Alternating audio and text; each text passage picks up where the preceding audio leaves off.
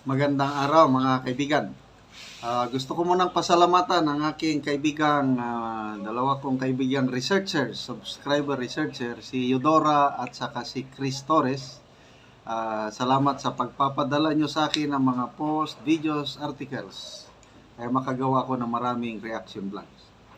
Ito, may napakagandang pahayag ni BP Sara tungkol sa relasyon nila ni PRRD at tungkol sa relasyon nila ni PBBM. May sinsirong pasasalamat si BP Sara. Wag nagsalita si BP Sara kung ano yung nasa puso niya. Sasabihin niya kung galit. Kaya lang kung thankful siya, sinasabi niya yung totoo. Diyan ako believe kay BP Sara. Hindi siya plastic na tao. Okay? So ito, post ng SMNI 6 hours ago, sabi, father-daughter relationship. Ito, sabi niya, I am happy as well. This is really ironic. Para bang kabaliktaran ba? Ironic. But I have to thank Bongbong Marcos. Ito na. Nagpasalamat siya kay BBM and I believe her sincerity, nagpapasalamat. Ulitin ko ha. I am happy as well. This is really ironic. But I have to thank Bongbong Marcos because there was forgiveness between me and PRRD for all that has happened in our lives. We have the relationship now, a father-daughter relationship. This has been one of the longest meetings I've had with the former president. Growing up, he was always busy with work. He was always busy with the country. Now, I have this every day with him, talking about life, talking about family. For that, I feel like I am blessed. Biruin mo, nasa bingit na sila ng krisis. Tapos, yung perspective niya sa buhay, iba. Kasi kung ibang tao dito, negative nang dating, kung ano-ano na lang iniisip, ano-ano na lang masasabi.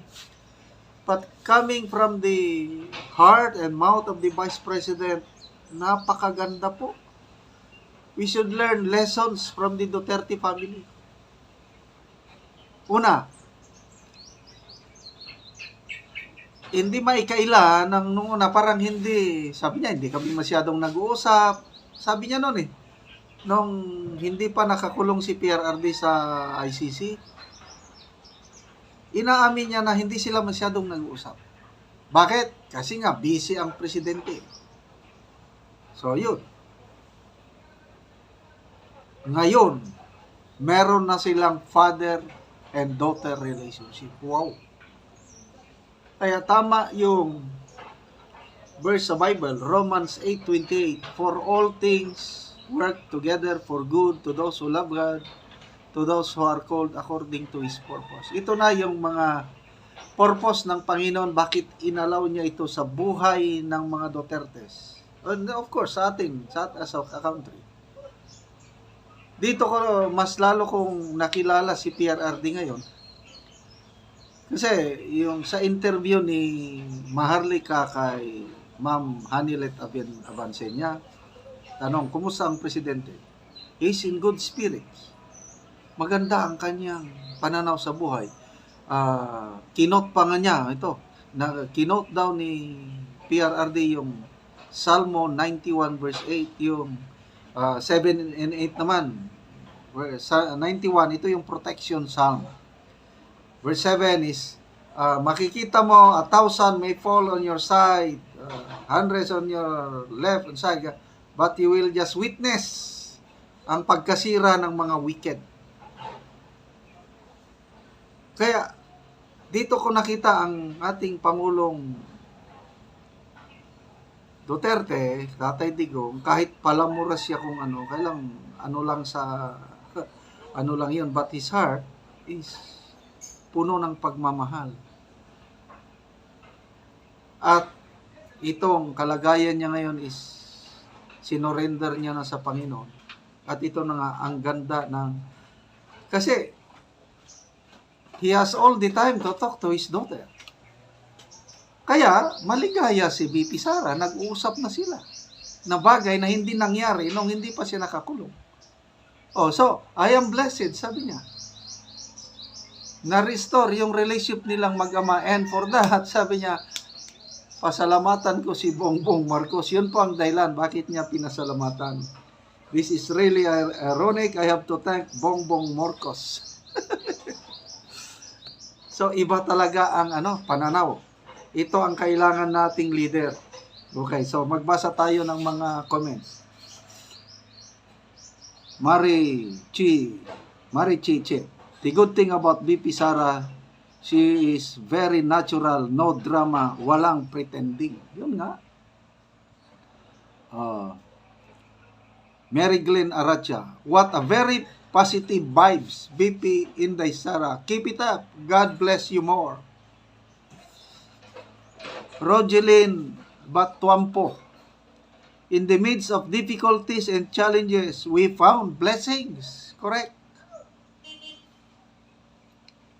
Stella Manatiga, God bless you both, Father PRRD, daughter BP Sara. Ma Harlika, such a blessing in disguise po.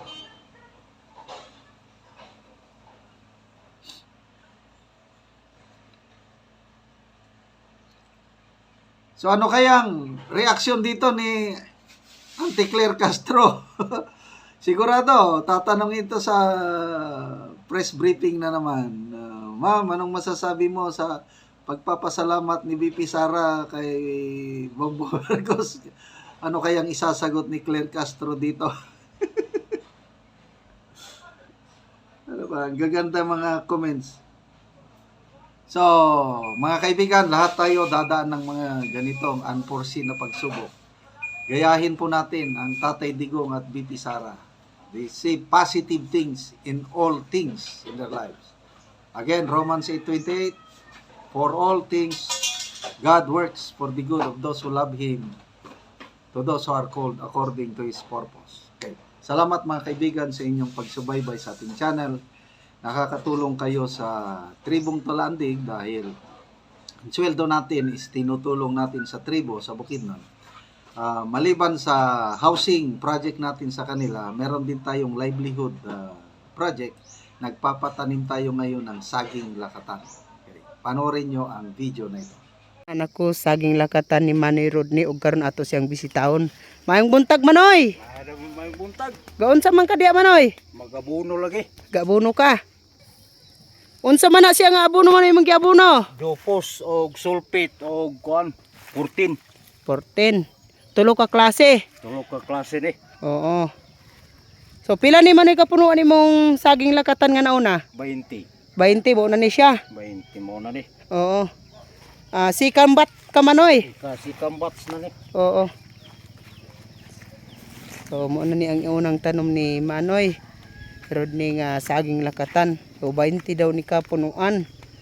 Apan aduna siya ikaduha nga tanom nga saging lakatan. Ug mao na ni siya. Tubo na kadtong ilang gipantanom. Pila na ni kabulan Manoy ang imong bagong tanom nga saging lakatan Manoy? 2 ka bulan na karon. 2 ka bulan na karon. Oo. So inana na yang tubo 2 ka bulan. Ani ang tubo sa 2 ka bulan. Oo, so kuan na gyud siya. So abunuan na nagyud og kuan. Nanginaglan kog dopos ani gyud og kining wilgrow ra. Well grow pampatang. Ay kay gamay pa. Gapay pa importante nga ipabuylo nato sa wilgrow. Oo. So well grow imong iabono ana. Oo. Kining bag-o. Oo. So pila ni kapunuan Manoy ang bag-o? 160 ni siya. 160 kapunuan. 160 ka punuan. Padulong na ni sa Padulog na ni sa ubos diyaw. padulong na sa ubos. Oh, nanurok na naman na. Nanurok na so atong bisitahon. Og muna ni siya mga kuan na gid siya maayo gid og tubo. Ni duha na ni siya ka bulan. Inani na ang iyang tubo.